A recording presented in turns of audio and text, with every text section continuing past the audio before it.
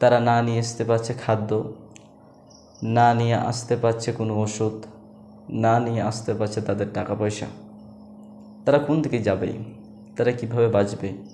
সেখানে উদ্ধার কাজের মতন লোকজনও কম। আসুন আমরা যার যার মতন আমরা নিজ নিজ সহযোগিতা করি, তাদের পাশে দাঁড়াই, যেন আমরা তাদের পাশে দাঁড়িয়ে তাদেরকে সহযোগিতা করি। কিন্তু হ্যাঁ, ভারত আমাদের চরম দুশ্মন, চরম শত্রু। আমরা প্রতিনিয়ত তাদেরকে দেখতে পাই, তারা বাংলাদেশের ক্ষতি করার চেষ্টা করে।